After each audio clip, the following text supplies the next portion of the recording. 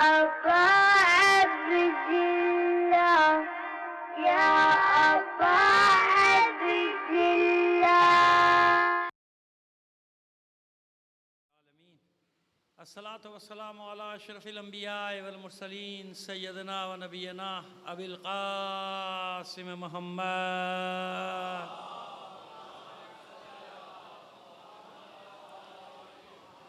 وآله الطيبين الطاهرين المعصومين ولعنة الله على أعدائهم أجمعين من الآن إلى قيام يوم الدين. أما بعد فقد قال الله تعالى في كتابه المبين وهو أصدق القائلين وقوله الحق.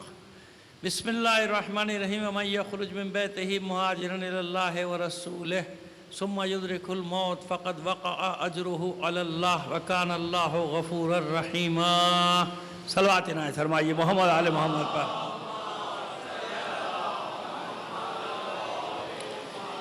آپ سے گزارش کریں گے بانیان مجلس کے مرحومین اپنے مرحومین اور تمام شہدائے ملت کو شامل کر کے ایک سورہ فاتحہ پڑھ کر بخش دی جائے گی. بسم اللہ.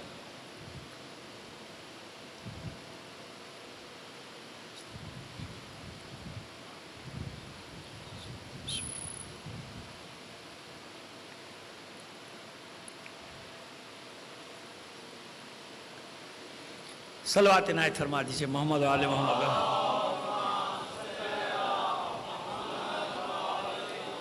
ایک بار اور بہتر انداز میں ایک صلوات بھیج دیجیے گا.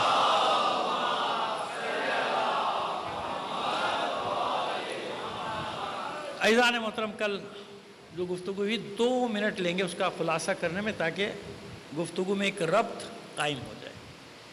جناب زید شہید کی شخصیت کا ہم نے انتخاب کیوں کیا، کس لیے کیا؟ دیکھیے بات یہ ہے، یہ وہ زمانہ ہے جب ہر طرف سے ہمارے مکتب پہ یہ الغار ہے، کوئی مانے یا نہ مانے.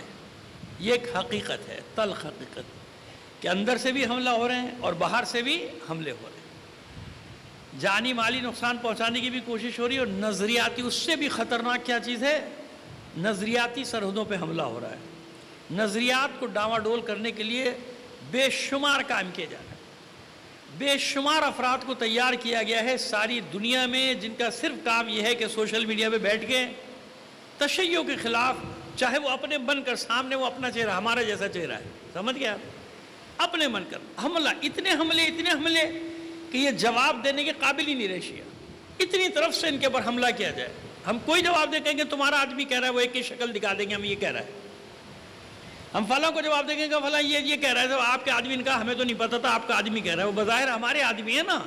تو ہر طرف سے ایسی یلغار کی جا رہی ہے ہم پر کہ مشکل ہو گیا نا، سمجھانا لوگوں کو مشکل ہو گیا. اور آج کا دور ایسا ہے کہ اس کو سمجھاؤ تو اس کی سمجھ میں نہیں آتا، الٹی مصیبت ہو جاتی ہے، کڑا ہو جاتا ہے. صحیح بات سننے کے قابل نہ چھوڑو ان لوگوں کو. یہ کوئی صحیح بات نہ سننے کے قابل، کہ بس جو ہم کر رہے ہیں وہ دین ہے، ہماری مرضی ہمیں کرنے دو بس. یہاں تک نوبت خدا نہ کرے کہ آ جائے، آثار نمودار ہو گئے، آپ مانیں یا نہ مانیں، کہ اب دین آ گیا، ایسے لوگوں کے ہاتھوں میں آ چکا ہے کہ جو کہیں وہ کہیں، ہم یہ کہہ رہے ہیں بس دین ہے، آپ کون ہوتے ہیں بولنے والے. سمجھ گئے آپ غور کیجئے گا جو میں بات کہہ رہا ہوں کہ یہ ہو چکا، آغاز اس کا ہو چکا کہ جو میں کہہ رہا ہوں بس وہ دین ہے. ایک سے ایک بکرات بیٹھا ہوا ہے سوشل میڈیا پہ بھی، باہر بھی، ادھر بھی ادھر بھی لگے ہوئے، بس اپنے جو ان کی سمجھ میں آ رہا ہے یہ دین ہے، جو کہہ رہا ہے یہ صحیح ہے، یہ غلط ہے، یہ حلال. یعنی حلال حرام کی تمیز کو مٹانا چاہتے ہیں کہ وہی حملہ ہے کہ ایک بار پھر حلال حرام پہ حملہ کرو، کیا حلال ہے کیا حرام، یہ سرحد کو ختم کر دو، بس ان کے درمیان سرحدوں کو ختم کر دو حلال حرام کی. بس یہ کچھ سمجھے ہی نہیں کہ کہاں تک حلال ہے اور کہاں سے حرام شروع ہوتا ہے، یا کیا چیز حرام ہے کیا چیز حلال ہے. لہٰذا ضرورت ہے کہ آواز بلند کی جائے، نظریاتی سرحدوں کا دفاع کیا جائے. ان میں سے ایک حملہ کہاں ہو رہا ہے، اب ادھر تو کام کریں نا، اور بھی میں اپنی بات نہیں کر رہا، سبھی علماء ماشاءاللہ اپنے اپنے تئیں کر رہے ہوں گے یقیناً، کبھی کبھی نظر بھی آ جاتا ہے کہیں سے کام ہوتا ہوا. لیکن اصل مسئلہ کیا ہو گیا ہے کہ آپ کے اس روحیے کو، اس جذبے کو، اس ولولے کو کیسے کم کیا جائے. اس پر اٹیک کرنے کے لیے انتخاب کیا جاتا ہے آپ کی انقلابی شخصیات کا، کہ جو انقلابی شخصیات ہیں ان کو ڈیمیج کر دو، یہ خود بخود ختم ہو جائیں گے. جب ظاہر ہے وہ ایک آئیڈیل ہوتی ہے نا انقلابی شخصیت ہے. مثلا میں آج کے دور کی مثال دوں آپ کے سامنے، حسن نصر اللہ ہے، رہبر معظم ہے، آغا خامنہی ہے، اب پورا دنیا لگی ہوئی ہے نا پیچھے ڈیمیج کرنے کو، کردار کشی کرنے میں، کیوں لگی ہوئی؟ تاکہ وہ انقلابی کردار جو جانتے ہیں کہ کتنا وہ خطرناک ہے ہمارے لیے، سامراج کے دشمن ہے نا، وہ آپ کے دشمن تو نہیں ہے. ان کی لڑائی کس کے ساتھ ہے؟ وہ شیطانی طاقتوں کے ساتھ، شیطانی طاقتوں کے ساتھ ہے بھائی، ان سے وہ لڑ رہے ہیں. لہذا ان کے فائدے میں کیا ہے کہ لوگوں کی سمپیتھیز، ہمدردیاں ختم کر دو. وہ جو لوگوں کی ہمدردیاں ان کے ساتھ ہیں، ان انقلابی شخصیات کے ساتھ ہیں، وہ ایسا جاہلانہ باتوں میں ان کو ڈال دو کہ وہ شخصیتوں کا ان کے سامنے مجروح ہو جائیں. جب شخصیتیں ختم ہوں گی، یہ آگے ان کے پاس کوئی راستہ نہیں ہوگا. سمجھ گئے آپ؟ لہذا ایک اٹیک کہاں ہوتا ہے؟ انقلابی شخصیات کے اوپر ہوتا ہے.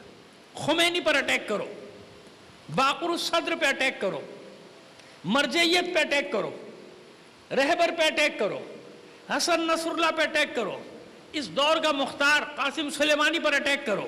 سمجھ رہے ہیں آپ ہماری بات کو؟ عباس موسوی پر اٹیک کرو، جتنی انقلابی شخصیات ہیں، آل حکیم پہ اٹیک کرو، ان پہ اٹیک کرو، تاکہ جب یہ جو سمبل ہے نا ہمارے لیے، نمونہ عمل ہیں جو شخصیتیں، جب وہ ڈیمیج ہو جائیں گی تو ان میں انقلابی روح ختم ہو جائے گی، ان میں قیام کی طاقت نہیں رہے گی. قیام یعنی یہ کھڑے نہیں ہوں گے حق کے لیے، بس یہ اپنے ٹھیک ہے عبادات میں مشغول رہیں گے اور جنت ان کو مل جائے گی. وہ میں بھی کہتا ہوں اچھا بھائی مل جائے گی، ٹھیک ہے، اچھی بات ہے، ٹھیک ہے. اس لیے ضروری ہے جو ہم نے چند سال سے شخصیات کا انتخاب کرنا شروع کیا، شہید فخر کو بھی آپ کے سامنے پڑھا. آپ کو معلوم ہونا چاہیے کہ آپ وارث ہیں ان انقلابی کرداروں کے جن انقلابی کرداروں نے اس دور میں بنی امیہ اور بنی عباس سے ٹکرانے کی ہمت کی جب کوئی پرندہ بھی ان کی مرضی کے بغیر پر نہیں مار سکتا تھا. ان سلطنتوں سے وہ جا کے ٹکرائے، ان سلطنتوں سے، ان حکومتوں سے، ان آمروں سے جا کے ٹکرائے وہ، بقول جن کے تاریخ میں ان کے جملے ان کے حکمرانوں کے کہ ہماری حکومت میں سورج غروب نہیں ہوتا. اور واقعی سورج غروب نہیں ہوتا تھا، کیونکہ جہاں بھی طلوع کرتا تھا ان ظالموں کی حکومت ہوتی تھی نا. کہتے جہاں بھی جائے گا، بادل کو دیکھ کر کہتے تھے جہاں بھی برسے گا میری حکومت ہو. ان حکومتوں سے ٹکرانا مذاق ہے. اس لیے ان کرداروں کو زندہ رکھا جاتا ہے، ان کا ذکر کیا جاتا ہے تاکہ لوگوں کو معلوم رہے کہ یہ ہمارے ہیروز ہیں، یہ وہ ہیں جنہوں نے ملوکیت کو للکارا، بادشاہتوں کو للکارا، جابروں کو للکارا، اور آنے والی نسلوں کو قیامت تک کے لیے درس دے کے گئے کہ جب دنیا عزت سے جینے نہ دے، عزت کی موت کو گلے سے لگا لو. ذلت کی زندگی نہیں. ایک ہی درس ہے سب کا کربلا سے لے کر آج کہ ذلت ہم سے دور ہے. وہ جو ہے نا سید الشہداء کا شعر ہے ہاتھ من الذلہ، وہ یہی ہے.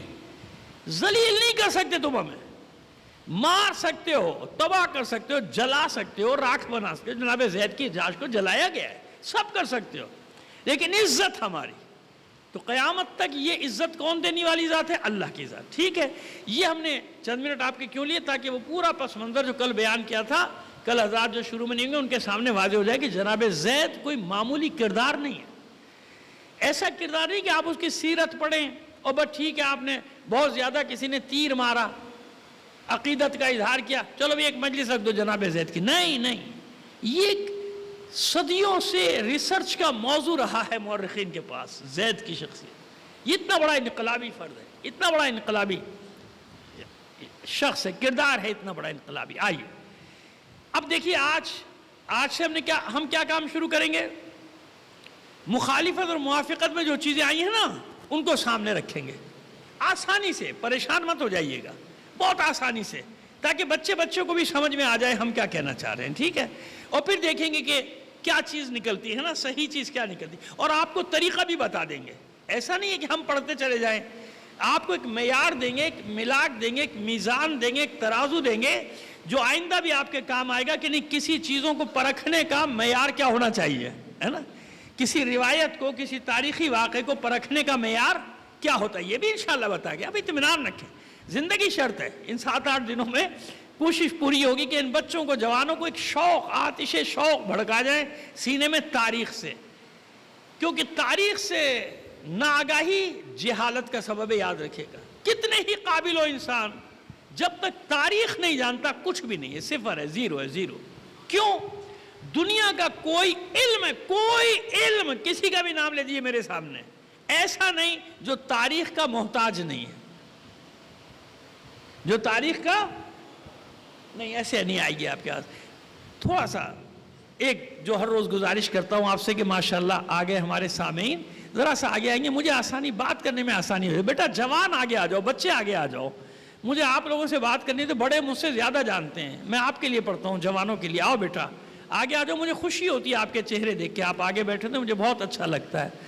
بچوں اور جوانوں سے میں زیادہ گفتگو کرتا ہوں تاکہ ان کو سمجھ میں آ جائے بات. اور پھر اس کا ایک فائدہ یہ ہوتا ہے، بچے میرے سامنے بیٹھتے ہیں نا، سوتے ہوتے نہیں ہیں، آپس میں باتیں بھی نہیں کرتے، پیچھے بیٹھتے ہیں، سوتے بھی ہیں، باتیں بھی کرتے ہیں. آؤ بیٹا شاباش، جزاک اللہ. ایک صلوات عنایت فرمائیے محمد آل محمد پر. ذرا سا پانی دے دو بیٹا، ایک بار اور صلوات بھیج دیجیے. میں ذرا سا پانی.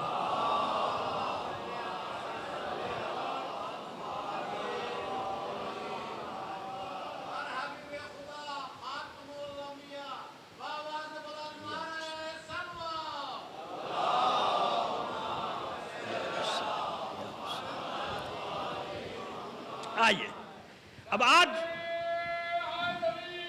یاد، ہاں مجاہد کا ذکر ہے تو میں کہوں گا نہیں نعرے لگائیں، لیکن کبھی کبھی ایک نعرہ لگا دیجئے گا تاکہ پتہ چلے کسی مجاہد کا ذکر ہو رہا ہے، جناب زید کا ذکر ہو رہا ہے، معمولی ہستی کا ذکر تھوڑی ہو رہا ہے. ابھی بتاتا ہوں کیا ہستی. میں آپ کی خدمت میں عرض کر رہا تھا کہ دیکھیے مورخین کی خیانت کو کیسے پکڑتے ہیں، یہ آپ کو بتاؤں کیسے پکڑتے ہیں. دیکھیے ایک بار ہوتا ہے واقعات میں اختلاف. وہ اختلاف یہ ہوتا ہے کہ ایک مورخ نے واقعہ اور لکھا، دوسرے نے ذرا سا بدل کے لکھا.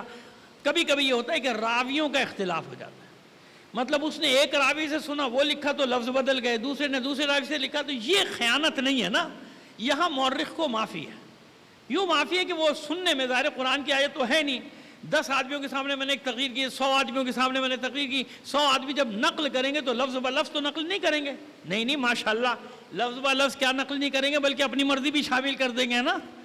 ایسے ہی ہے نا. ہاں آج کل تو بہت تیز ہیں. صلوات بھیجیے محمد آل محمد پر.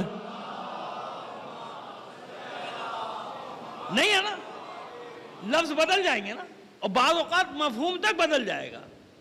کیوں بھائی؟ سب نے لفظ بہ لفظ یاد نہیں کیا، جو جس کی سمجھ میں آیا جو یاد ہے کہ انہیں نقل کر دیا جا کے، اور مورخ نے اس کا نام لکھے کہ فلاں نے یہ کہا.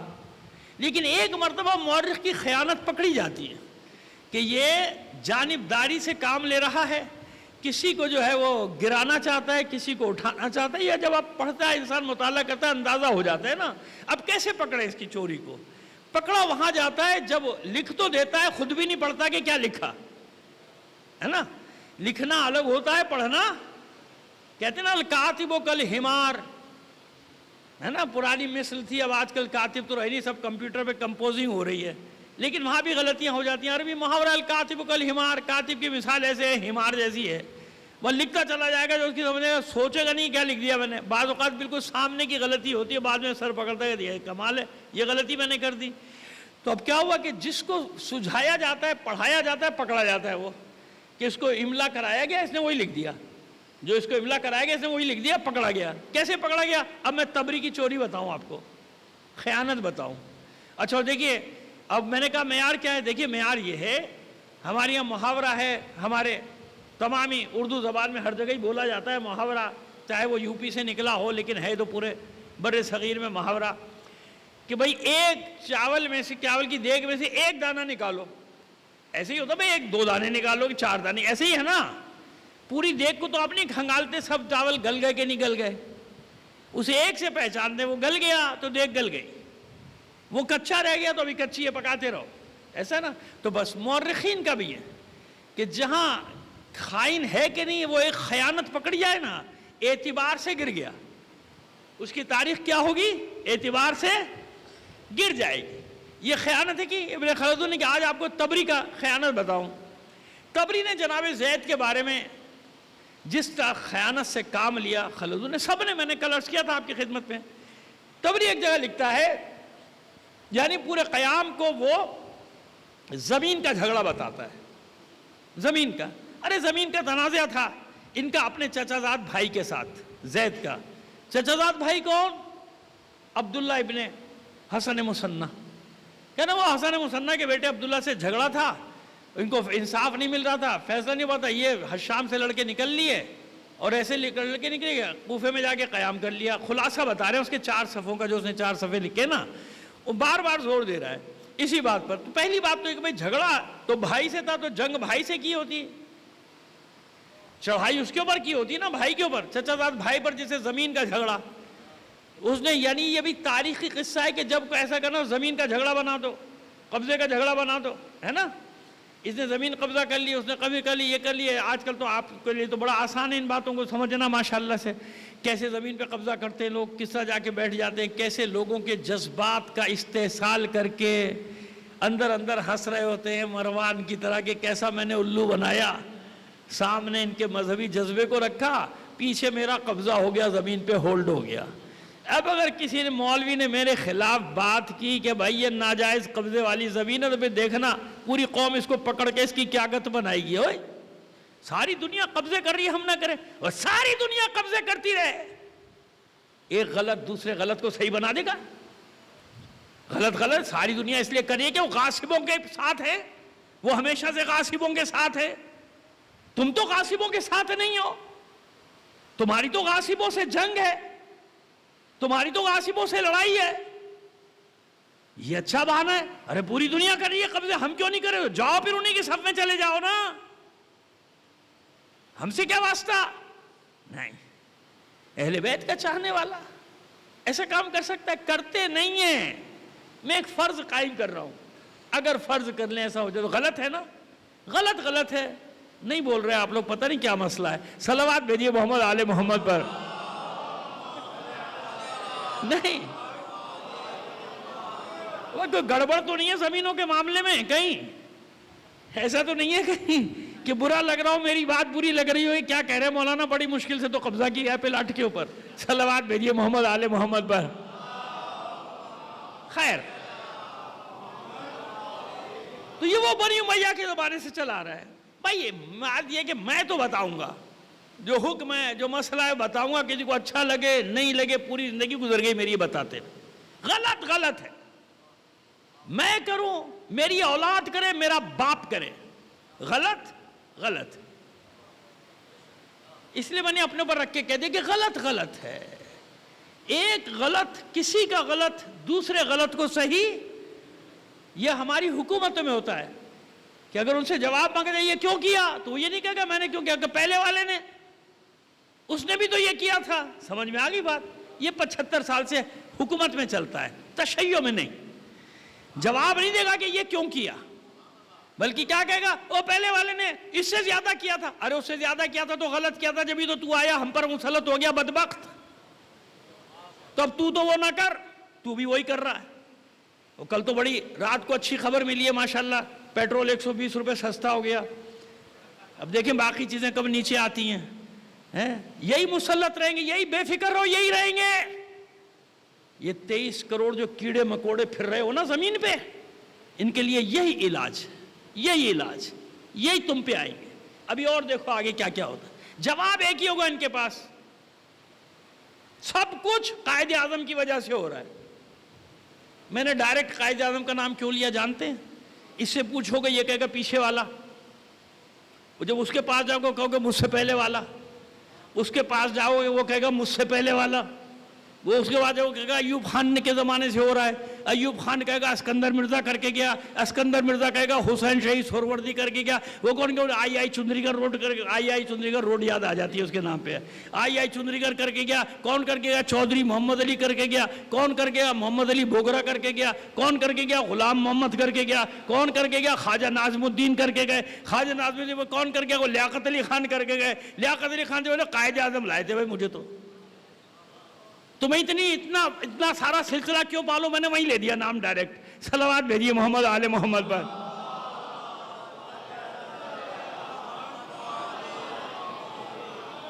تماشا صبح سے شام تک تماشا دیکھتے جائیے اور خاموش رہیے, کیونکہ ابھی آپ میں دم باقی ہے, سانس باقی ہے نا. ابھی آپ اسکوٹر چلا سکتے ہیں ماشاءاللہ, ہو سکتا ہے دال روٹی وال روٹی چل جاتی ہے نا, بس کر دیکھتے جائے ابھی کیا ہوتا ہے آگے آگے. ایک صلوات بھیجیے محمد آل محمد پر. اب یہ تو میری مجبوری ہے, یہ باتیں کرنا تو میری مجبوری ہے سرکار، کیا کیا جائے؟ اب آئیے بات کو آگے بڑھائیں۔ بس کیا بتایا اس نے کہ زمین کا جھگڑا۔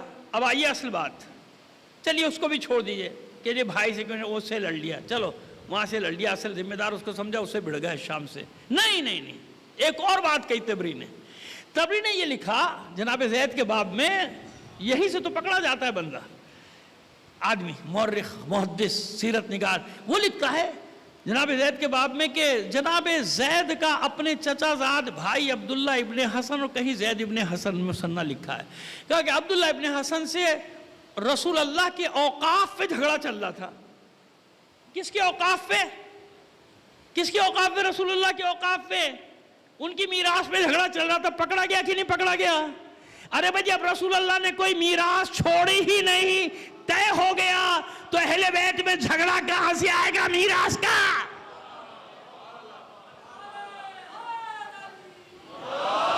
پکڑی گئی خیانت، بھول گیا کہ پہلے عقیدہ کیا لکھا ہے، بھول گیا اس دور کے بارے میں نے کیا لکھا ہے، بھول گیا کہ اس دور میں ہی لے لیا گیا تھا رسول اللہ سے، رسول اللہ کی بیٹی سے لے لیا گیا تھا، کچھ تھا ہی نہیں، یہ کہہ کر کے رسول کی کوئی میراث نہیں ہوتی۔ بھول گیا، خود ہی بھول گیا کہ وہاں تو کچھ تھا ہی نہیں۔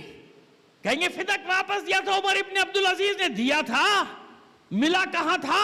اس کو فوراً زہر وہر دے کے مروا دیا بیچارے کو، حضرت عمر ابن عبدالعزیز کو، اور اگر ملنے کی امید بھی تھی تو بعد میں یزید ابن عبد الملک، اس کے بعد بیٹا حشام ابن عبد الملک، حشام کے دور کا واقعہ ہی ہے، تو حشام کے دور میں کہاں فدق اہل بیت کے پاس تھا؟ وہ تو یزید ابن عبد الملک نے ہی واپس لے لیا تھا۔ جب عمر ابن عبدالعزیز نے واپس دینے کی کوشش کی تھی، پڑھ چکے امامت و ملوکیت کے باب میں، یہاں کوئی میرا خیال ہے 20 سال پہلے بتا دیا آپ کو میں نے، یہ نا وہاں جھگڑا کیسا؟ اب پھنس گیا نا، کہتے رسول اللہ کے جو اوقاف تھے، جو ورثہ تھا، اس میں دونوں چچا زاد بھائیوں میں جھگڑا تھا، اور وہ یہاں تک پہنچ گیا تھا، اور بھول گیا کہ کیا لکھ رہا ہوں میں۔ ارے ورثہ ہے کہاں رسول اللہ کا؟ ترکہ ہے کہاں جو اولاد لڑے گی؟ ہے کہاں؟ لیکن میں نے کیا کہا تھا، کہانیاں کیسے گڑھی جاتی ہیں؟ قصہ کو بلائے جاتے تھے، ان سے کہا جاتا تھا گڑ گڑ، 4-5 برین بیٹھ گئے، جیسے ٹیبل سٹوری۔ ٹیبل سٹوری کی اصطلاح سنی ہے آپ نے؟ آپ کو بتائیں ٹیبل سٹوری کیا ہوتی ہے؟ یہ ہمیں بھی معلوم ہوا جب ہمارا واسطہ پڑا صحافیوں سے، تو ہمارے صحافی دوستوں نے ہمیں بتایا ایک سٹوری چھپی ایک اخبار میں، وہ عجیب و غریب قسم کی تھی۔ میں نے کہا یہ ہے کیا بھائی؟ اور لکھی اس نے ایسے ٹیکنیکل طریقے سے تھی کہ جو پڑھے گا کہے گا 100%۔ اس دن یہ ہوا، کراچی میں حادثہ یوں ہوا، اور یہ دبئی فرار ہو گئے، اور ثبوت کے طور کے پر تاریخ، اس تاریخ کی ان کی ٹکٹ اس فلائٹ سے گئے، وہ تو گئے تھے، جس صاحب کی بات ہو رہی تھی اتنے دن وہاں پر ہے، وہاں ان کی فلاں سے ملاقات اب اسٹوری چل رہی ہے، اور فلاں تاریخ کو واپس آتے ان کی یہ ہوا وہ۔ بھائی یہ کیا ہے؟ وہ صاحب تو میرے ساتھ تھے، بھائی کیا ہوا، کیا کیسے؟ مسکرا کے کہتے ہیں اسے کہتے ہیں ٹیبل سٹوری۔ 2-3 آدمیوں کو بٹھایا جاتا ہے، ان کے دماغ کام کر رہے ہوتے ہیں، اور وہ بیٹھ کے کہانی بنا رہے ہوتے ہیں، ایسے بناؤ کہ پڑھنے والا لگے کہ بالکل اپنی آنکھوں سے دیکھ رہا۔ جیسے ہمارے نام نہیں لیں گے، ایک ڈائجسٹ بہت مشہور ہوتا تھا کسی زمانے میں، اس میں ناولیں آپ جانتے ہو زمانے، ہمارے اب اسکول کالج کی باتیں کریں، بچوں کو تو نہیں معلوم، ان کو پتہ ہے ڈائجسٹ کا ہی نہیں پتا ہوگا کیا ہوتا ہے ڈائجسٹ، تو وہ اس وقت تو ڈائجسٹ رسالے سب ہوتے تھے نا، تو بڑے مشہور ہوا کرتے تھے، اب بزرگ ہمارے سن کے اور ہمارے قریب سن کے سب جانتے ہیں، تو اس میں وہ قسط وار کہانیاں چلتی تھی جن کی وجہ سے ڈائجسٹ بکا کرتے تھے، سلسلے وار کہانیاں مختلف، ہر ڈائجسٹ کے اپنے 2 سیریل ہوتی تھی۔ تو میں بعض اوقات بڑا پریشان ہوتا تھا، میٹرک میں تھا کہ یہ ایسا واقعہ لکھ رہے ہیں، وہ بالکل آنکھوں دیکھا لگتا تھا کہ ہاں بھائی یہ ہو رہا ہے، یہی ہوا ہوگا اصلی۔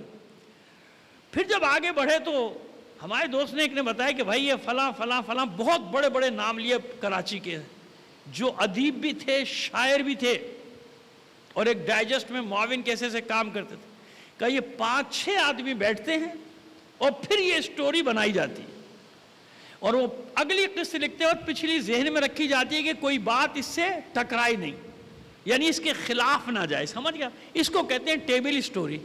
تو مورخین کیا کرتے تھے؟ ایسے واقعات جو لکھتے تھے یہ ٹیبل سٹوری، جیسے میں نے کل بتایا کہ ان کے محل میں کمرے ہوتے تھے خاص صحافیوں کے لیے، صحافی بھول گیا صحافی آج کل دماغ میں وہی سوار رہتے ہیں، صلوات بھیجیے محمد آل محمد پر۔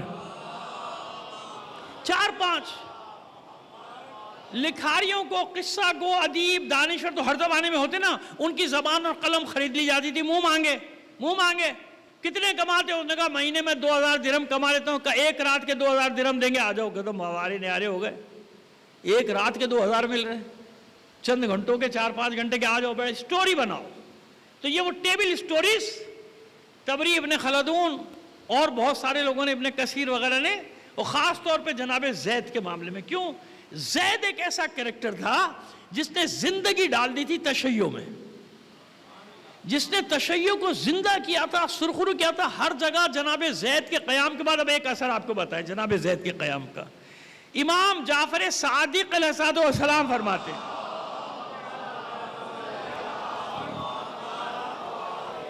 کہتے ہیں کہ جیسے، میں پوری روایت نہیں پڑھ رہا، خلاصہ کر رہا ہوں، جیسے جناب سید الشہداء کے شہادت کے بعد ایک خاندان کا خاتمہ ہو گیا، پورا خاندان چلا گیا، آل مروان آئی، کہ یہ زید کی شہادت اتنی بڑی شہادت تھی کہ زید کی شہادت کے 7ویں دن سے بنی امیہ کا زوال شروع ہوا، اور 28 سے 32 تک، ایک ہجری 128 سے 32 تک فنش ختم ہو گئے۔ ان کے بیٹے یحییٰ بن زید کو حشام کے بعد جو بیٹھا، وہ بیٹھا ولید ابن یزید۔ اچھا، ان کمبختوں کے نام سارے ایسے ہیں ملے جھولے، میں آپ کو کیا بتاؤں۔ ولید ابن عبد الملک ابن مروان کے سب بیٹے تھے نا، ولید ابن عبد الملک، سلمان ابن عبد الملک، یزید ابن عبد الملک جسے یزید ثانی کہا گیا، اور حشام ابن عبد الملک۔ اب اس یزید کا ایک بیٹا تھا ولید ابن یزید، اور اس ولید ابن عبد الملک کا بیٹا تھا یزید ابن ولید۔ ان سب کے ناموں کا ایسا گھنچکر بنا ہوا ہے کہ بعض اوقات میں خود پریشان ہو جاتا ہوں، کہ یاد کرنا مشکل ہو جاتا ہے نا، سب ایک جیسے نام چلے جاتے ہیں۔ تو جناب ولید ابن یزید اس ملعون نے قتل کرایا تھا جناب یحییٰ بن زید کو، اور ان کے قتل ہونے کے چند دنوں کے بعد دردناک انداز میں قتل کیا گیا۔ اس کے بعد کوئی بچا نہیں، جتنے تھے سب قتل کیے گئے۔ یعنی جناب زید کے شہادت سے شروع ہوا، 7ویں دن سے ان کا زوال، اور پھر کہاں ختم ہوا؟ جا کے جناب زید کی لاش کو جلایا تھا، راکھ بنایا تھا، دریا میں بہایا تھا۔ لوگوں نے نشانی یاد رکھی کہ یہاں مارا ہے، یاد رکھی کہ یہاں مارا تھا، یہاں جلایا تھا۔ اسی جگہ مزار بنا کے آج تک زیارت کر رہے، نہیں کر رہی دنیا؟ کر رہی ہے نا۔ یعنی زید زندہ ہے، اس کا مزار بتا رہا ہے، روضہ بتا رہا ہے کہ زید زندہ ہے۔ لیکن ان کے ساتھ کیا ہوا؟ ان کے ساتھ یہ ہوا کہ بنی عباس ان کو پکڑا۔ ان کا تو جو حشر کیا سو کیا، وہ ابھی آپ پڑھ چکے کئی سال پہلے، لیکن ان کی ہڈیاں، بنی امیہ کا جو قبرستان تھا اب بھی موجود ہے، ان کی ہڈیاں ہی بیٹھی تھی، اور کیا ہڈیاں بھی نکال کے جلا دی، راکھ کر دی۔ یہ جناب زید کے بعد شروع ہوا، 7ویں دن سے ان کا زوال شروع ہوا۔ ایسا مجاہد تھا زید، اس طرح کا۔ اب آئیے کچھ روایتیں آج ہم یہ رکھیں گے، مضمون جو کل تک چلے گا۔ جناب زید معصومین کی نگاہ میں، جناب زید معصومین کی نگاہ میں، اور جناب زید کے بارے میں پیغمبر ختمی مرتبہ صلی اللہ علیہ وآلہ وسلم کی حدیث ایک نہیں، ایک سے کہیں زیادہ حدیث۔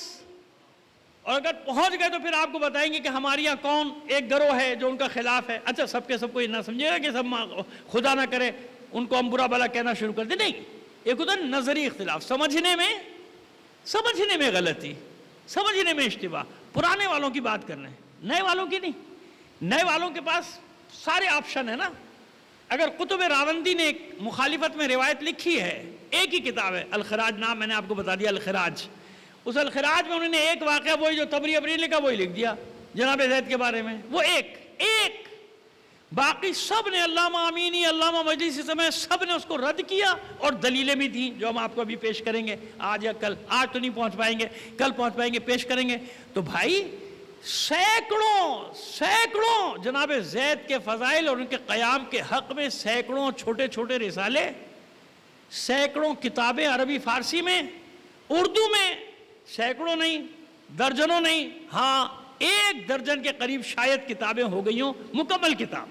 مضامین بہت ہیں، جیسے جناب علامہ نجم الحسن کراروی صاحب نے لکھا ان کے بارے میں، ڈاکٹر فروخ کاظمی نے ان کے بارے میں لکھا، اور جو ہمارے سیرت نگار ہیں جو بھی لکھتے چلے گئے، وہ جو ائمہ کے بارے میں جس نے تاریخ لکھا، لیکن ایک ایک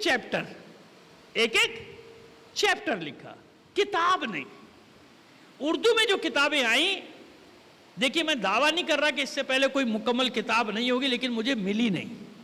سن 70 میں پہلی کتاب آئی تھی، 1970 میں، آج سے 53 سال پہلے پہلی کتاب اردو میں آئی تھی، جو کسی حد تک ایک جامع کتاب، یعنی تحقیق پر مبنی، اگرچہ کہ اس میں بھی سارے پہلوؤں کا احاطہ، ان کے علمی پہلو وغیرہ کا احاطہ نہیں ہوا تھا، مگر اس کے باوجود بہت کارآمد، کیونکہ آگے لکھنے والوں نے اس کتاب سے بڑی مدد لی، حوالے بڑے مضبوط تھے، وہ نام اتنا مشہور، ڈاکٹر قمر عباس زیدی، ان کی اور بھی کتابیں ہیں، تو ان کی کتاب جو جناب زید پر آئی نا اردو میں، جو مجھے نظر آئی، میں کہہ رہا ہوں کہ میں دعویٰ نہیں کر رہا بھائی کہ اس سے پہلے کوئی کتاب نہیں ہوئی، مقالے ہیں، مضامین ہیں، میری نظر سے نہیں گزری، کوئی مل جائے اردو کتاب اس سے پہلے کی تو بھائی مجھے ضرور دے دیجیے گا، کتاب مل جائے میں آپ کا شکریہ بھی ادا کروں گا، فوٹو کاپی کرا کے رکھ لوں گا، آپ کی کتاب آپ کو دے دوں گا، میں دعویٰ، اس لیے میں کہا دعویٰ نہیں کر رہا، لیکن جب میں نے تلاش کرنا شروع کیا تو پہلی کتاب جو سن 70 کی ملی وہ کون سی تھی؟ آپ کے کراچی کے ڈاکٹر قمر عباس زیدی صاحب، اللہ ان کو کروٹ جنت نصیب کرے، مختلف موضوعات پر ان کی بڑی اچھی کتابیں آئی ہیں، امام زمانہ پر ان کی بہت اچھی کتاب ہے، تو یہ انہوں نے ایک کام کیا۔ پھر اس کے بعد آتے ہیں ارتضیٰ ابن رضا نواز پوری۔ دیکھیے میں ان سب کو ذاتی طور پہ نہیں جانتا، آپ میں سے اگر جانتا ہے کوئی تو بہت اچھی بات ہے، جانتا ہوگا تو، لیکن میں ذاتی طور میں کتابوں کے حوالے سے جانتا ہوں ان کو، کیونکہ ان کی کتابیں آئی ہیں۔ ارتضیٰ ابن رضا نواز پوری، نواز پور کوئی جگہ ہوگی ہندوستان میں، یعنی مشترکہ ہندوستان میں، تو وہاں کے ہوں گے وہ نواز، ان کی کتاب آئی جناب زید شہید پہ، یہ اس کے بعد آئی، یعنی 2000 کچھ میں 3 یا 4 کے زمانے میں ان کی یہ کتاب آئی، جناب ارتضیٰ ابن رضا نواز پوری صاحب کی کتاب، یہ ظاہر ہے کہ بعد میں لکھی گئی تو اس میں کچھ اضافہ جات۔ اہم ترین کتاب جو ابھی تک میرے سامنے آئی، اور میں اس کو لوگوں کو بھی ریفر کرتا ہوں، ان دونوں کتابوں کو بھی، ان کا اپنا مقام ہے، اور اس کتاب کو، اچھا اس کے علاوہ اور بھی کتابیں آ گئیں، لیکن میں کراچی کے حوالے سے، اردو کے حوالے سے بات کر رہا ہوں کہ 3 اہم کتاب اور بھی ہیں اردو میں، لیکن میں نے کہا کہ پہلی جو میری سامنے آئی وہ کون سی تھی؟ 1970 کی اردو، عربی فارسی کی بات نہیں کر رہا، اس میں بہت ہے کتابیں، وہ شاید 100 سے اوپر کتابوں کی تعداد پہنچ جائے گی۔ تیسری کتاب ڈاکٹر حیدر عباس زیدی الواسطی، یا عباس حیدر زیدی الواسطی، اچھا ان کو میں جانتا ہوں بچپن سے، سن 70 سے غالباً، اب سن 70 سے آج کتنے سال ہو گئے؟ 53 سال، لیکن یہ بھی آپ کو حیرت ہوگی کہ ان 53 سالوں میں میرا ان سے کوئی زیادہ تعلق رہا ہی نہیں، وہ مجھے جانتے ہیں، میں انہیں جانتا ہوں، لیکن انہیں بھی یہ نہیں معلوم ہوگا کہ میں ان کا ذکر کر رہا ہوں یہاں کراچی کے، لیکن بہت، یہ میں جانتا ہوں، اس وقت سے جانتا ہوں کہ بہت ذہین، بہت ہی ذہین ہے، اور انہی نے پی ایچ ڈی کیا ہے جناب زید پر، کراچی یونیورسٹی سے، صلوات بھیجیے محمد آل محمد پر۔ ہاں آپ کہیں گے لو بھائی ڈاکٹر صاحب کے لیے صلوات بھیجوا دی، نہیں، مومنین کے لیے بھی، مومنین کی خوشحالی کے لیے بھی صلوات بھیجی جاتی ہے، جیسے میں کہوں تمام مومنین کی صحت و سلامتی کے لیے صلوات بھیجیے محمد آل محمد، پکڑ لیتے ہیں نا، ہمارے یہاں بھی ہو گئے کہ ایک ایک لفظ پکڑو، ایک ایک لفظ کر دو، ان کے لیے صلوات بھجوا دی بھائی، تو معصوم کے لیے بھجوائی جاتی ہے، اللہ کے بندوں ہمارے تمہارے لیے بھی صلوات بھجوائی جاتی ہے، کیوں؟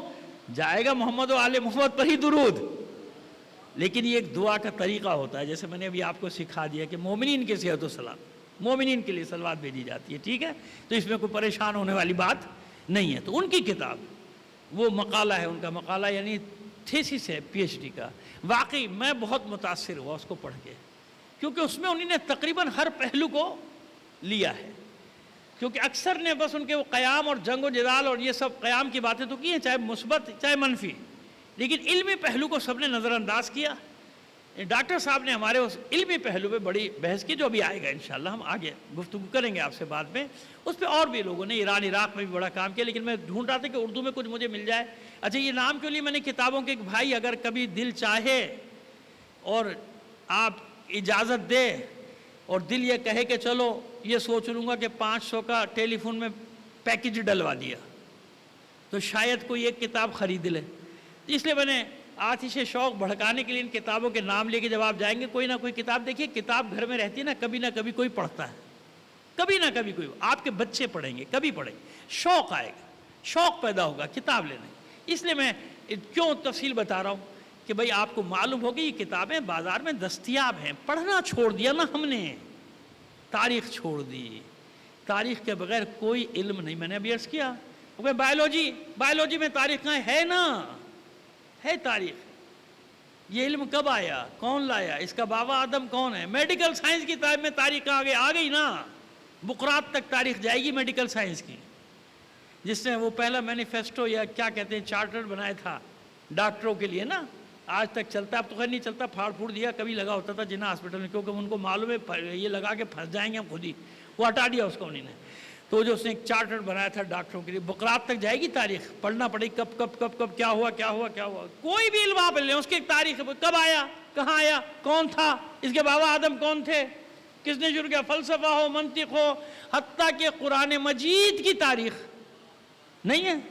23 سال میں آیا نا, کتنے سال میں آیا, اتنے علوم ہے اس کے تاریخ پہ, کتنے علوم ہے قرآن مجید کے.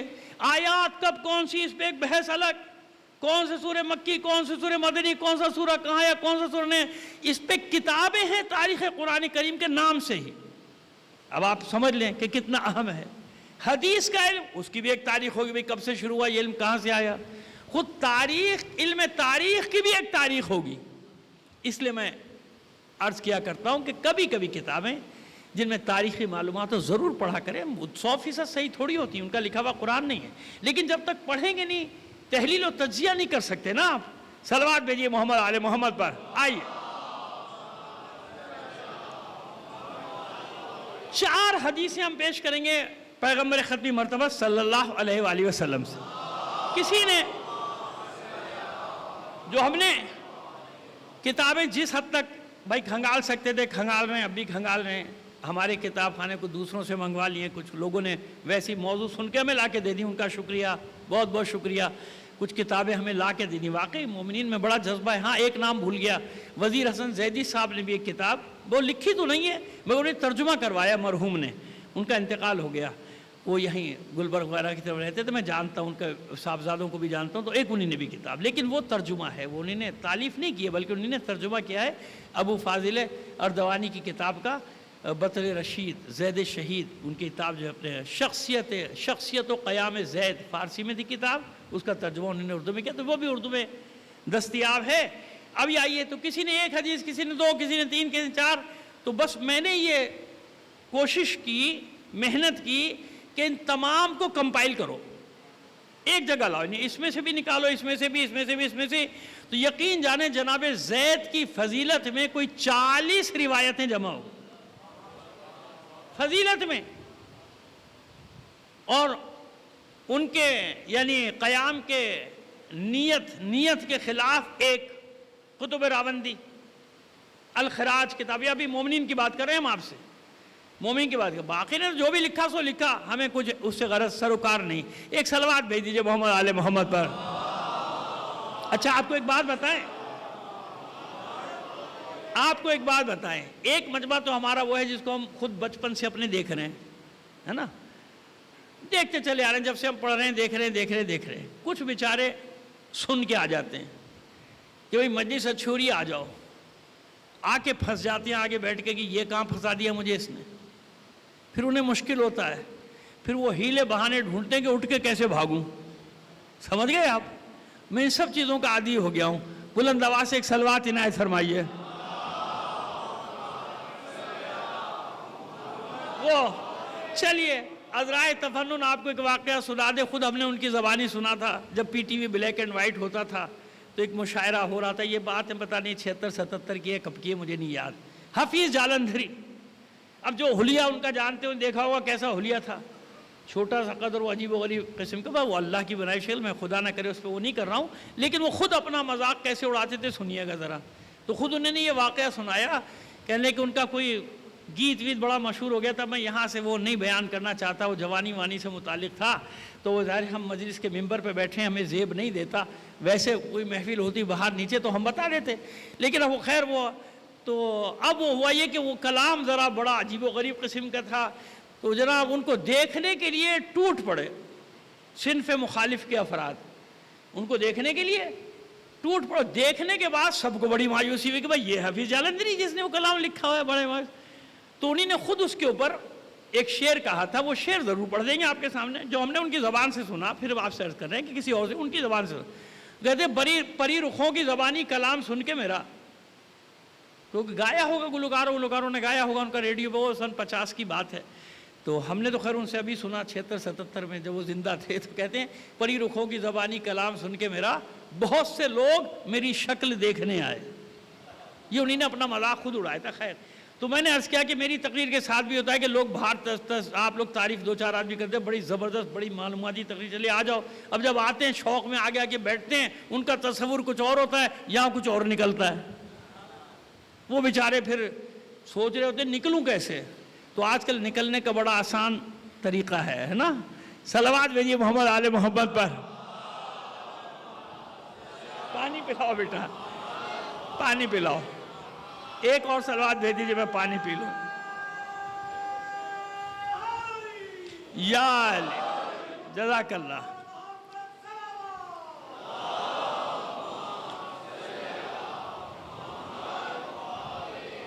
تو اچھا تو عزیزان محترم، تو ہم نے اس کو کمپائل کیا جناب زید کے بارے میں 40 کے قریب، اور میرے یقین ہے کہ اس سے زیادہ ہوں گی۔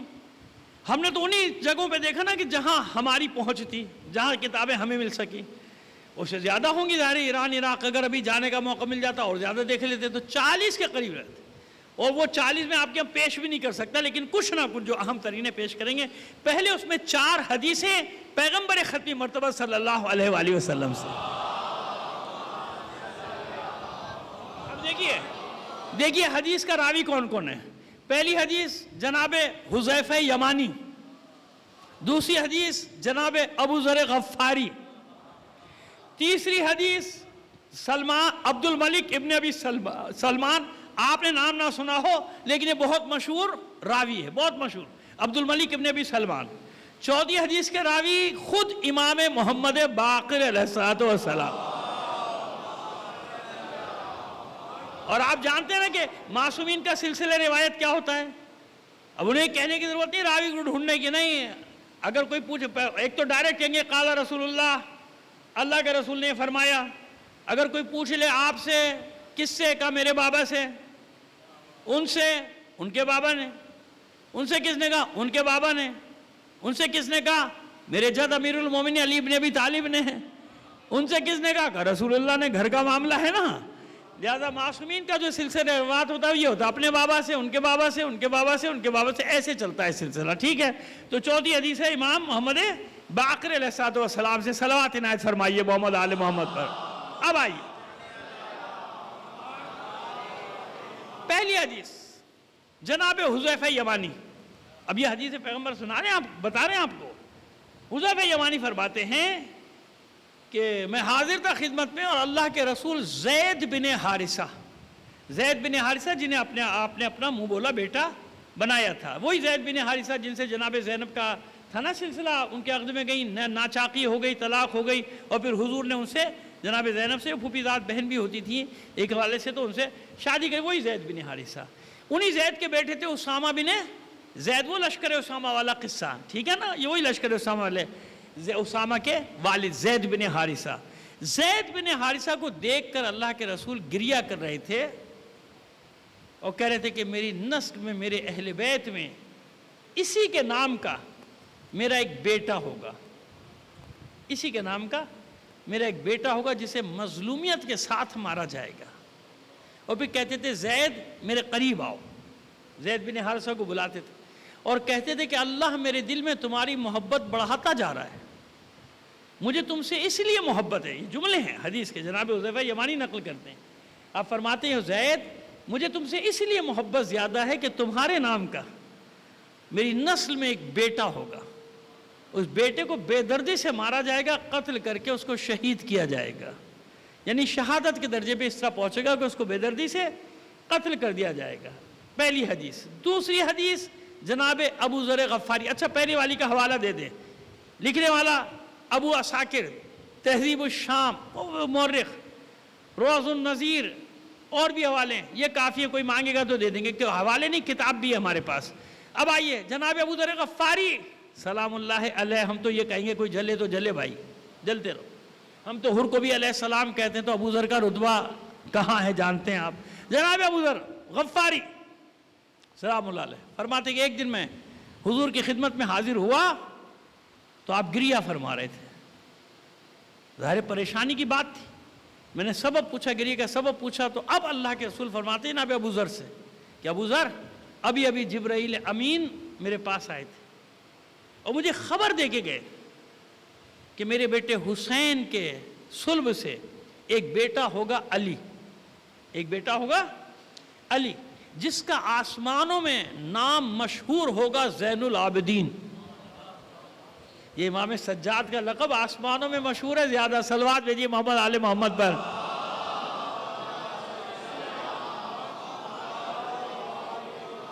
میرے بیٹے حسین کے صلب سے ایک بیٹا ہوگا اس کا علی، جس کا آسمان لقب ہوگا زین العابدین کے نام سے مشہور ہوگا آسمانوں میں، اس کا ایک بیٹا ہوگا زید، جسے یہ امت بے دردی سے قتل کر دے گی، بے دردی سے۔ میں اپنے اس بیٹے کے لیے رو رہا ہوں۔ اب مجھے بتائیے کہ اللہ کا رسول معاذ اللہ کسی باغی بیٹے کے لیے رو سکتا ہے؟ کسی باغی بیٹے کے لیے وہ زید بن حارثہ کو دیکھ کے محبت کا اظہار کریں کہ مجھے صرف اسی لیے محبت ہے کہ میرے ایک بیٹے کا نام تیرے نام پہ ہوگا، زید کے نام؟ دیکھیں نا، سوال ہے نا، کیوں؟ کیا بعد میں باغی اولادیں پیدا نہیں ہوئی؟ کیا ہوئی نا ائمہ طاہرین کی، تو ان سے ہمارا کیا تعلق؟ جو باغی تھا، امام نے بھی نکال دیا، ختم ہو گیا، جاؤ قصہ ختم ہو گیا، ہو گئے۔ بھئی معصومین کے اسلاب شامخہ ارحام مطہرہ کا سلسلہ الگ ہے، باقی جو اولادیں ہوتی چلی گی، جیسے ابراہیم کی اولادیں سارے قریشی، ابو جہل ہو یا ابو لہب ہو یا کوئی بھی ہو، ابراہیم کا اس سے کیا واسطہ؟ وہ تو اسلاب شامخہ ارحام مطہرہ کا الگ سلسلہ ہے، ایسے ائمہ طاہرین۔ اچھا، یا اکثریت کس کی بیٹی ہے؟ سادات کی نہیں بیٹی؟ اکثریت کس کی ہے؟ سادات ہے نا، سادات یعنی معصومین کی اولاد ہے نا، اماموں کی اولاد ہے نا، جعفری ہو، زیدی ہو، عابدی ہو، حسنی سید ہو، حسینی ہو، رضوی ہو، تقوی ہو، نقوی ہو، موسوی ہو، کاظمی ہو، یہی ہو نا، سب اماموں کی اولاد ہو، تو معاذ اللہ سارے کیا؟ سمجھ یہ تو کہنا چاہ رہا ہوں۔ اب اپنی کیٹیگریز دیکھ لیجئے نا، ہمیں ہر قسم کے، ہاں خراب ایک بھی نہیں ہے، یہ بتا دوں بھائی، اتنی جسارت میں نہیں کر سکتا کہ آپ کو کہہ دوں کہ آپ میں کوئی برا ہے، یا یہ جسارت میں نہیں کر سکتا کہ میں آپ کو یہ کہہ دوں کہ آپ میں کوئی برا نہیں، آپ ماشاءاللہ ہیں سب اچھے، برا کوئی نہیں، یہ کہہ کے ایک اور پھندا گلے میں ڈال لوں اپنے، اتنی طاقت نہیں رہی ہے مجھے بڑھاپے میں۔ صلوات بھیجیے محمد آل محمد پر۔ ماشاءاللہ سب اچھے ہیں، بہت اچھے ہیں، نہیں یقین میری بات کا سوشل میڈیا پہ جا کے دیکھ لیا کیجئے، سب اچھے ہیں، بہت اچھے ہیں۔ ایک بار اور بلند آواز سے صلوات عنایت فرمائیے گا۔ آئیے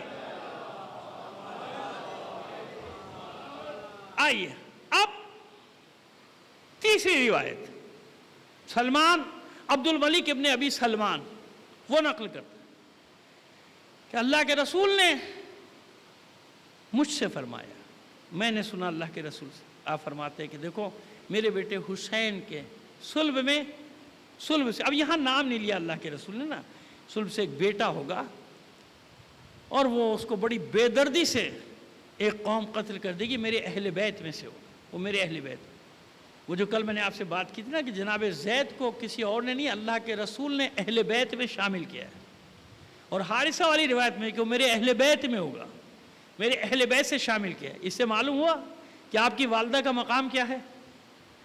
میں نے کل عرض کیا تھا نا، ارحام مطہرہ۔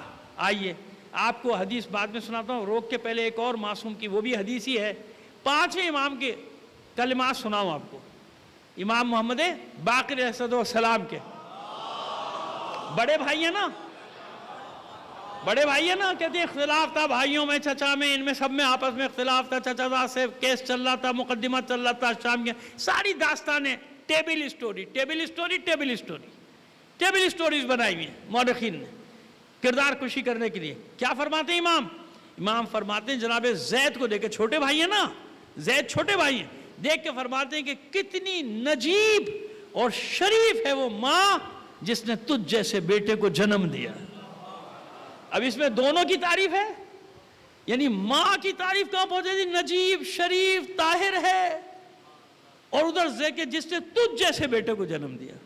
تو یہ جناب زید کی والدہ وہ ہیں کہ معصومین نے جن کی عظمت کا اقرار کیا، جن کی نجابت کا اقرار کیا، جن کی شرافت کا اقرار کیا ہے. صلوات بھیجیے محمد آل محمد پر. وہ جو میں کل کہہ رہا تھا نا زیدی سادات کے لیے، کہ اگر وہ اپنی والدہ ماجدہ کے لیے کہے نا جدہ طاہرہ، تو کوئی جھجک کی بات نہیں ہے، فخر سے کہو، کیونکہ اللہ کے رسول کی سند ہے. یہ میرا اہل بیت میں میرا یہ بیٹا زید میرے اہل بیت میں سے ہے. تو جسے اللہ کا رسول اہل بیت میں شامل کر رہا ہے تو اس کے ماں و باپ کیسے ہوں گے؟ باپ تو معصوم ہے ہی. تو ماں کی طہارت کے بغیر کوئی اہل بیت میں داخل ہو سکتا ہے؟ میں یہ نقطہ بتانا چاہ رہا ہوں. انما یرید اللہ لیذھب عنکم الرجس اہل البیت ویطہرکم تطہیرا. صلوات بھیجیے محمد آل محمد پر. آئیے، کافی وقت ہو گیا، چلیے ایک روایت اور بہت اہم ہے. جابر جعفی، ایک جابر ابن عبداللہ انصاری ہے نا، ایک ہے جابر جعفی، یہ بھی صحابی ہیں 5ویں امام کے. اب یہ 5ویں حدیث، چوتھی حدیث یا 5ویں حدیث آپ کو پیش کر رہے ہیں. 5 ہم نے کہا تھا 5ویں امام سے. کہتے ہیں کہ میں نے امام محمد باقر صاحب سے سنا، ایک صلوات بھیجیے پھر بھی. میں نے سنا معصوم، انہوں نے اپنے آبا کے حوالے سے، یعنی اپنے بابا وہ سلسلہ جو میں پہلے بتا چکا، حوالے سے بتایا کہ قال رسول اللہ کے رسول نے فرمایا. کس سے؟ للحسین، حسین سے فرمایا، اپنے بیٹے حسین سے. حضور فرماتے ہیں اپنے بیٹے حسین سے کہ میرے بیٹے حسین، تیرے صلب سے جو بیٹا ہوگا، وہاں تک پہنچے زید تک. کہتے ہیں کہ قیامت کے دن، اب یہ امام 5ویں امام کی حدیث ہے، امام فرماتے قیامت کے دن وہ اور اس کے ساتھی لوگوں کے آگے آگے چل رہے ہوں، لوگوں کے آگے آگے چل رہے ہوں گے زید اور اس کے ساتھی، اور وہ خوبصورت ترین گھوڑوں پہ سوار ہوں گے. یہ محشر کی بات بتا رہے ہیں 5ویں امام، کہ محشر میں اس عالم میں آئے گا زید اور اس کے ساتھی کے خوبصورت گھوڑوں پہ سوار ہوں گے، لوگوں کے آگے آگے ہوں گے، لوگ رشک سے دیکھتے ہوں گے ان کو.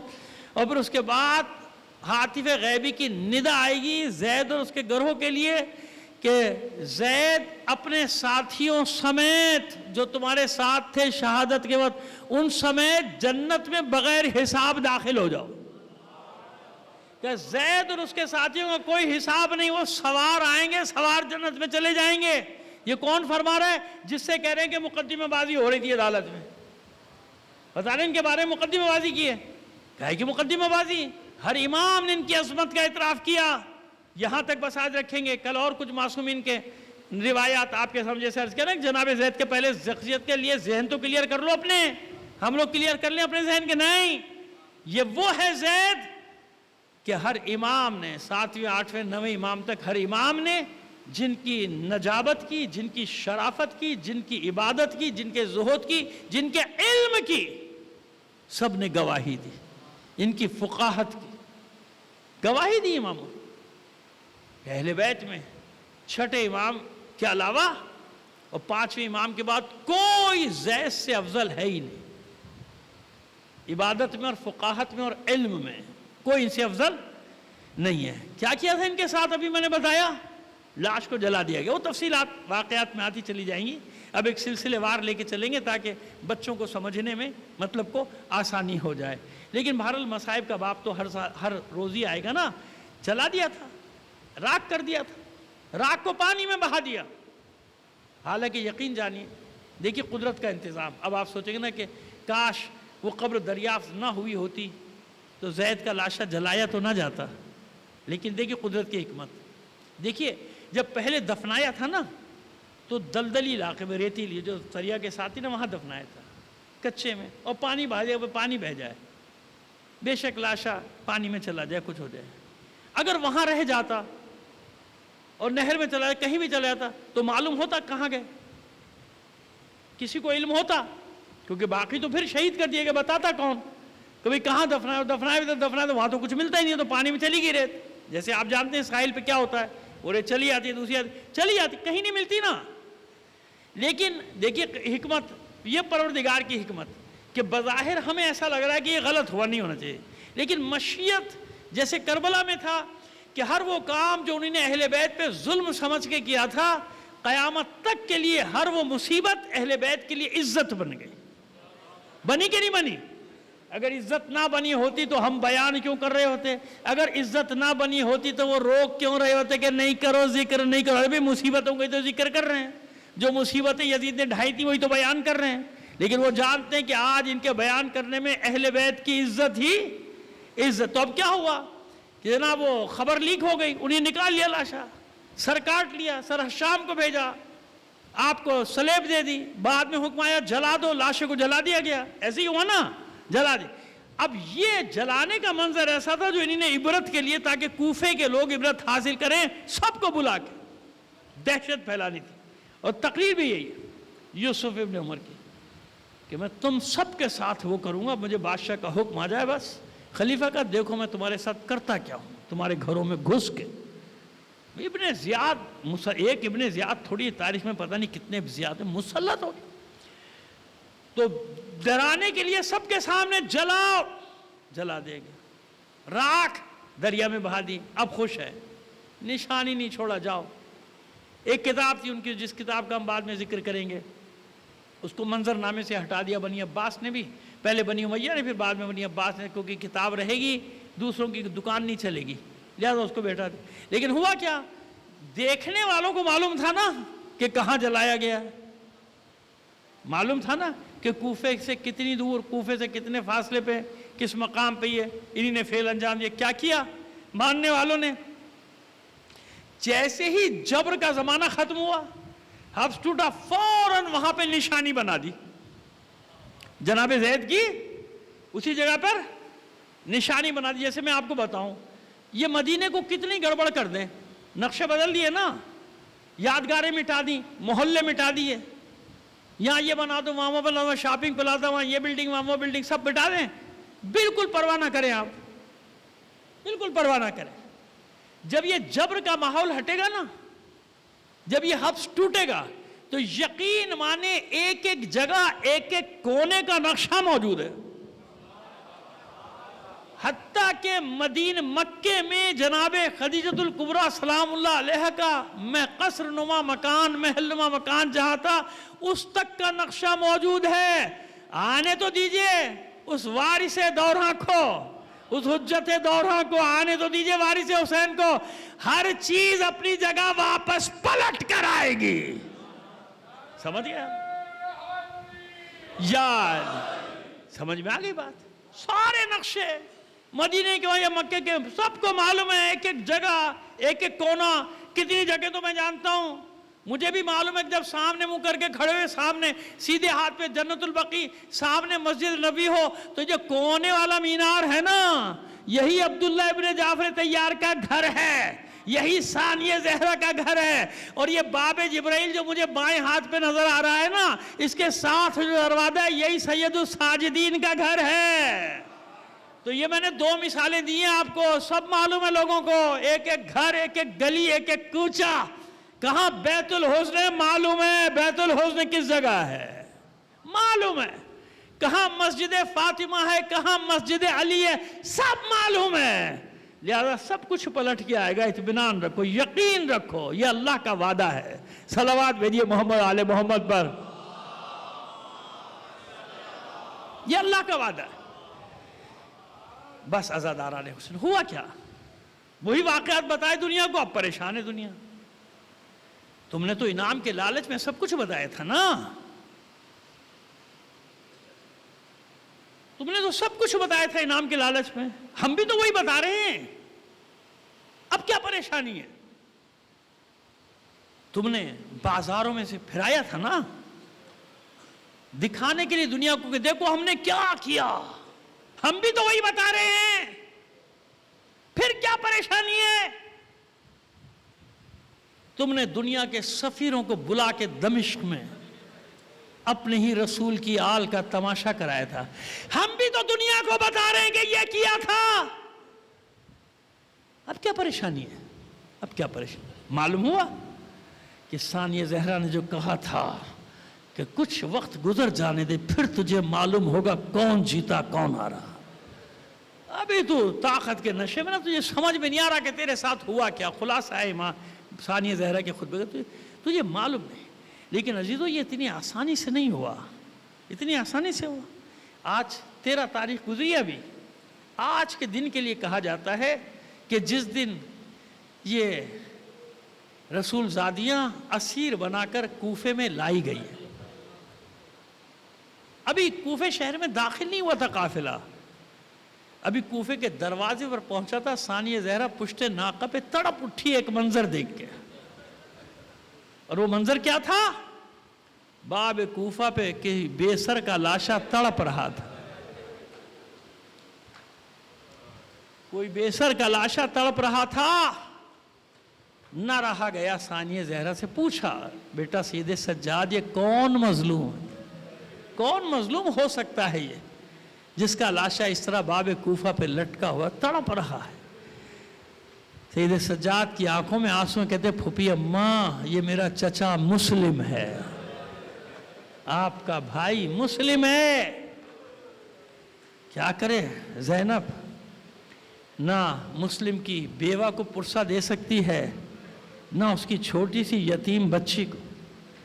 کسی نہ کسی ناقے پہ مسلم کی بیوہ بھی ہے, اور کسی ناقے پر سکینہ کی طرح مسلم کی یتیمہ بچی کو بھی باندھا گیا ہے. مسلم کا داغ لیے آل رسول کوفے میں داخل ہوئے تو ٹھٹ کے ٹھٹ کوفہ جس نے ہزاروں کی تعداد میں بیعت کی تھی مسلم کے ہاتھ پہ, حسین پر جان قربان کرنے کا وعدہ کیا تھا, وہ کوفہ گواہ بن گیا, شاہد بن گیا. وہی کوفے کے مرد عورتیں بچے تماشا دیکھنے سڑکوں پہ نکلے, ٹھٹ کے ٹھٹ کھڑے میں تماشا دیکھنے. شہزادیوں کا عالم یہ ہے کہ پشت ناقہ سے فریاد بلند کر رہی ہیں, واہ محمدہ, واہ علیہ, واہ حیدرہ, اے نانا محمد مصطفیٰ آؤ دیکھو یا آپ کے کلمہ پڑھنے والے آپ کے بچوں کے ساتھ کیا سلوک کر رہے ہیں, آپ کی بیٹیوں کو کس طرح بازاروں میں لایا گیا ہے. جب بازار میں داخل ہوا, کوفے کے بازار میں قافلہ داخل ہوا, ثانیہ زہرا نے سپاہیوں سے کہا شہداء کے سروں کو آگے لے جاؤ, آگے لے جاؤ, تاکہ سب کی توجہ ادھر ہو جائے, ہمارے سروں پہ لوگوں کی نگاہیں نہ پڑیں. بس یہ سننا تھا, حکم دیا گیا کہ ہر ناقے کے ساتھ نیزے لگا دو جو ترے, تاکہ جب کوئی کسی مقتول کے سر پہ نگاہ ڈالے کسی نہ کسی سیدانی کے سر پہ بھی پروردگار سلامت رکھے ان بیٹیوں, ان ماں, ان بہنوں کے پردے کو جو زینب کی بے چادری کا ماتم کرتی ہیں, جو زینب کی بے پردگی کا ماتم کرتی ہیں. پروردگار سلامت رکھنا ان کے حجاب کو, ان کے پردوں کو سلامت رکھنا. پس عزاداران حسین بیویوں کا عالم کیا تھا؟ ہاتھ پسے پشت بندھے ہیں, بالوں کو چہرے پر ڈالا ہوا تھا تاکہ کوئی پہچان نہ سکے. اسی ہجوم میں زینب کے کانوں میں ایک آواز آئی, حسین حسین حسین. تڑپ اٹھی زینب بھائی کا نام سن کے. اب جو ناقے کی بلندی سے نیچے دیکھا ایک خاتون نام لیتی چلی آ رہی ہے, حسین حسین. وہیں سے سوال کیا زینب نے, بی بی کس حسین کو ڈھونڈ رہی ہے, کس کا پتہ, کیوں نام لیتی ہے یہ؟ وہ بی بی کہتی ہے میرا بیٹا حسین قیدیوں کا تماشا دیکھنے آیا تھا, کھو گیا, نہیں مل رہا. ثانیہ زہرا نے ایک ٹھنڈی آہ بھری, ٹھنڈی آہ بھر کے کہتی ہیں تیرے حسین سے میرے حسین کی مصیبت نہیں دیکھی, جا واپس چلی جا, تجھے گھر میں اپنا بیٹا مل جائے گا. یہ خاتون حیرت سے دیکھتی ہے کہ یہ قیدی عورت کیسے مجھے خبر دے رہی ہے میرے بچے کی. اسی حیرت کے عالم میں جب گھر آئی تو کیا دیکھا, اس کا بیٹا تکیے میں منہ دے کر ہچکیاں لے کر ہو رہا ہے, ہچکیاں دوڑ کر بیٹے کو کلیجے سے لگایا, سینے سے لگایا. کہتی میرے لال تو قیدیوں کا تماشا دیکھنے گیا تھا, آخر تجھے ہوا کیا؟ وہ بچہ کہتا ہے, معصوم بچہ کہتا ہے اماں کاش میں نہ گیا ہوتا, کاش. اماں یہ باغی نہیں ہے، باغی نہیں ہے، ان کے چہرے تو دیکھ، یہ باغی نہیں۔ اچھا اماں بس ایک بات مجھے بتا دے، کیا 6 ماہ کے بچے جنگ کر سکتے ہیں؟ کیا شیر خاروں کے گلے کاٹے جاتے ہیں؟ پوچھا ماں نے کہ بیٹا تو نے پوچھا نہیں کون لوگ ہیں، کہاں کے؟ کہا اماں جبھی تو رو رہا ہوں، پوچھا تھا۔ جو ان کا سربراہ اس قافلے کا قتل کیا گیا ہے اس کا نام بھی حسین ہے، اسی لیے تو رو رہا ہوں۔ وہ بی بی گھبرا کے کہتی ہے میرے لال یہ نام نہ لے، مصیبت کے ساتھ، مصیبت کے ساتھ یہ نام نہ لے۔ دیکھ تیرا نام میں نے اپنے مولا حسین کے نام پہ رکھا ہے، جو مدینے کا شہنشاہ ہے، جو مدینے کا بادشاہ ہے۔ بچہ کہتا ہے اماں لوگ یہی تو کہہ رہے تھے مدینے والا حسین قتل کر دیا۔ میرے لال یہ نام نہ لے، نہ لے۔ ہمارا حسین فاطمہ زہرا کا لال ہے، ہمارا حسین حیدر کرار کا بیٹا ہے، ہمارا حسین رسول خدا کا نواسا ہے۔ اتنا سننا تھا اس بچے نے اپنا منہ پیٹنا شروع کر دیا۔ اماں تو لٹ گئی، اماں تو برباد ہو گئی۔ یہی کہہ رہے تھے لوگ کہ فاطمہ زہرا کا لال حسین قتل کر دیا گیا، علی کا بیٹا حسین قتل کر دیا گیا، رسول کا نواسا حسین قتل کر دیا گیا۔ پس یہ سننا تھا، چادر سر پہ ڈالی، دیوانہ وار دوڑی باہر۔ اب جو احوال پرسی کی تو معلوم ہوا کہ ہاں میرا مولا حسین، یہ جو نوک نیزہ پہ سب سے بلند سر ہے میرے مولا حسین کا سر ہے۔ سروں کو دیکھتی ہوئی ناکوں کے پاس آئی۔ کوئی بی بی، ہر بی بی نے اپنے چہرے پر بال ڈالے ہوئے، چہرے کا پردہ بالوں سے کیا ہوا ہے، ایک ایک ناک کے پاس جا کے سوال کرتی ہے بی بی تم میں کوئی زینب ہے؟ بی بیو تم میں کوئی ام کلثوم ہے؟ کوئی جواب نہیں دیتی تھی بی بی کہ کہیں شناخت نہ ہو جائے۔ زینب کے ناک کے پاس آ کے پھر آواز دیتی ہے بی بی تجھے تیرے حسین کی قسم دیتی ہوں بتا، اپنا تعارف کرا تو کون ہے۔ اب زینب کے ضبط کے بندھن بھی ٹوٹے، پشت ناقہ سے، بلندی ناقہ سے کہا ام حبیبہ بھول گئی، بھول گئی۔ ہم نے کہا تھا نا ہم مہمان بنیں گے، کوفے آئیں گے، ایسا نہ ہو تو پہچان بھی نہ سکے۔ سر و سینہ پیٹتی ہے شہزادی یہ میں کس عالم میں دیکھ رہی ہوں، کس عالم میں؟ کہ ام حبیبہ ساری باتیں بعد میں کرنا، ایسا کر سکتی ہے تو کر دے کہ کچھ چادریں لے آ ہمارے سروں پر پھینک دے۔ روتی پیٹتی گھر گئی، کچھ چادریں لے کر آئی۔ اب جو اس نے پھینکنا شروع کی تو اس سے پہلے کہ کسی بی بی کے سر پہ کوئی چادر پہنچتی، سپاہی نیزے لے کے آگے بڑھے اور نیزے کی انیوں سے ان چادروں کو چھیننا۔ الا لعنت اللہ علی القوم الظالمین وسيعلم الذين ظلموا أي منقلب ينقلبون ربنا تقبل منا إنك أنت السميع العليم